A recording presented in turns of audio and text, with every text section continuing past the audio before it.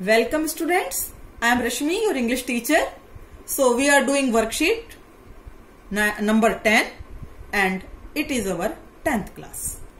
So students, one thing I will tell you, before doing this, just seeing the answers and doing the exercise, it will not work. First of all, I will make you understand the para. After that, you will do the answers by your own and then you will match with it. So please don't forget this thing, because in our 10th class it will create problem if you just copy it. And second, don't forget to subscribe my channel so that you may get all the videos updated. So let us start. Worksheet number 10. Read the following. Write up about resilience. So what is the meaning of resilience? Resilience एक उभरने की क्षमता. जब हम उभरते हैं, कुछ करते हैं, so fill up the blanks, answer the question that follow based on your understanding.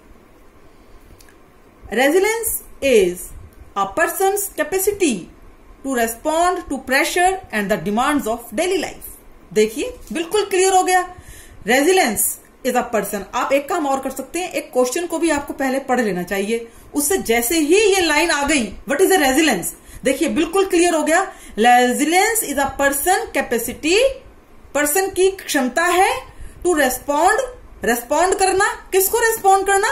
Pressure और डिमांड्स ऑफ डेली लाइफ. जो हमारे दैनिक जीवन की डिमांड्स हैं, जो हमारे ऊपर दबाव है, उन सबको झेलने की क्षमता को रेजिलेंस कहते हैं.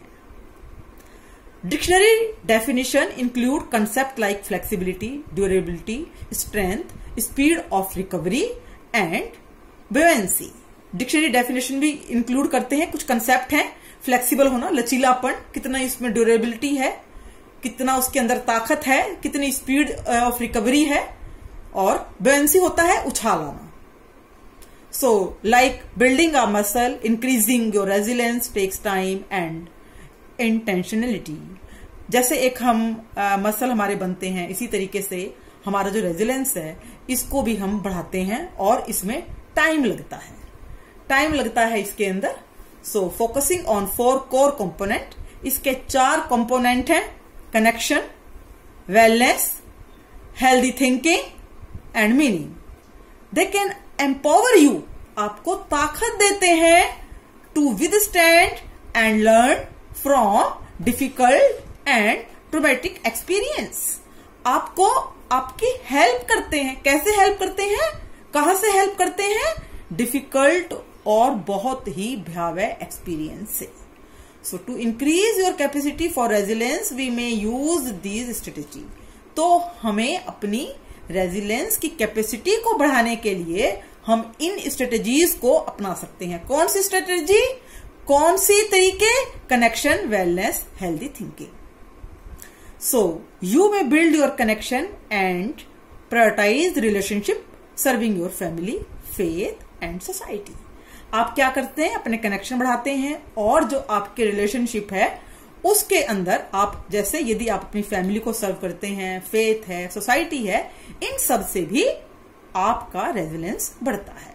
सो building confidence in your own ability. ये जो आपका कॉन्फिडेंस बढ़ता है तो ये आपकी अपनी योग्यता है. Self esteem. सेल्फ एस्टीम बच्चों ये कई बार हम आपको बता चुके हैं. Self esteem plays an important role. Self esteem होता है जब हम अपनी जो स्वयं की हम जब इज्जत करते हैं उसको. सेल्फ कॉन्फिडेंस, सेल्फ एस्टीम, अपने को ही इज्जत देना, सेल्फ एस्टीम, ये भी एक इंपॉर्टेंट रोल जो है इसका है रिकवरिंग फ्रॉम स्ट्रेस. इससे हम स्ट्रेस से भी बाहर निकलते हैं. Another step is to foster wellness and taking care of a body. और दूसरा स्टेप क्या है कि हम अपनी बॉडी को देखें, उसकी जो है केयर करें, वेलनेस करें. So this may be done by regular yoga, mindfulness और राइटिंग डायरीज और जर्नल्स. रेगुलर योगा करने से, माइंडफुलनेस, ये आपको पता ही है, स्कूलों में आप हैप्पीनेस क्लासेस में करते आए हैं, और डायरीज लिखना, जर्नल्स लिखना, इन सब से भी हमारी जो मेंटल हेल्थ है, फिजिकल हेल्थ है, दोनों प्रभावित होती हैं। One may also find purpose and help others in time of difficulty, like volunteer with a local homeless shelter or simple supportive friend in their own time of need. और इससे एक आदमी जो है औरों की डिफिकल्टी में सहायता कर सकता है। So one may also find a realistic goal and find opportunities of self discovery. इससे एक हमें सेल्फ डिस्कवरी का भी रास्ता मिलता है। रियलिस्टिक गोल जो हमारा है कि हमारी सेल्फ डिस्कवरी, हम अपने आप को मनन, अपने आप का चिंतन करें कि हम क्या हैं, अपने आप को खोजें। So accepting that change is a part of life helps our maintain a hopeful outlook. So इससे हमारा एक आउटलुक बदलता है। Finally seek help when you need it is crucial in building your resilience. तो फाइनली इससे क्या होता है, हमारे रेजिलियंस को बनाने में बहुत सहायता मिलती है। किससे सहायता मिलती है? सेल्फ डिस्कवरी, होपफुल आउटलुक, एक पॉजिटिव आउटलुक हमें रखना है। तो बच्चों ये पहला आपको समझ में आ गया होगा। इसको जरा 2-3 बार ही आप सुनने की कोशिश करना, एकदम से समझ में नहीं आएगा।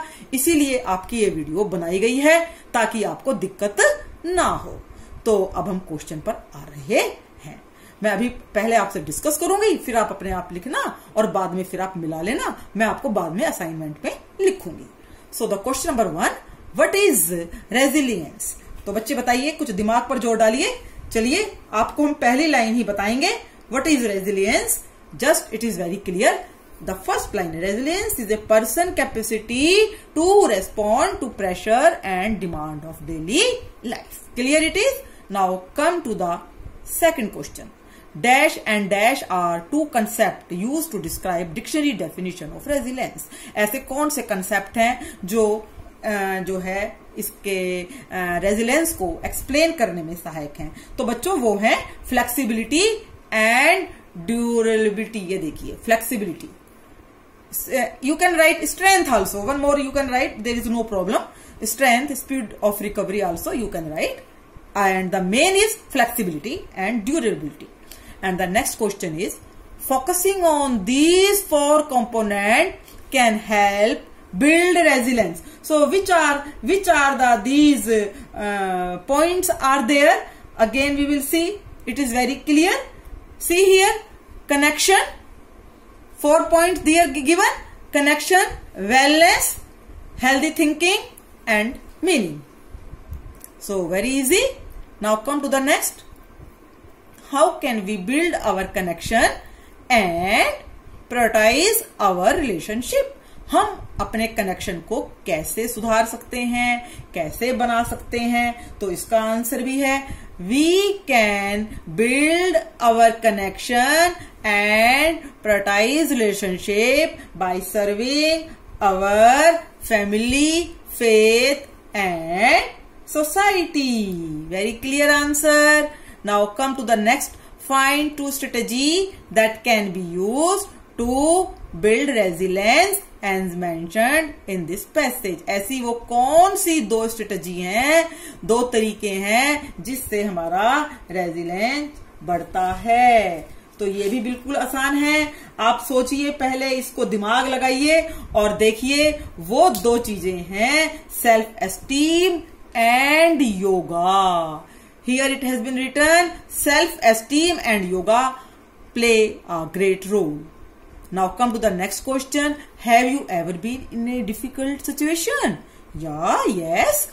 You will write, I have been in a very difficult situation. What did you do? Help yourself. तब आपने क्या किया? So देखिए, 2 ways are there. Just in the last, I did yoga, self. See here, I did yoga and outlook. Outlook what had? I had a hopeful outlook and I also gave stress on self-discovery. So these are the 3-4 things that you can write: self-discovery, hopeful outlook, yoga and mindfulness. These are the 4 points that you will write, that when you were in stress, you took the help. So I hope students you must have understood the para. Now please go through it and do the question answer. Okay. Thanks students.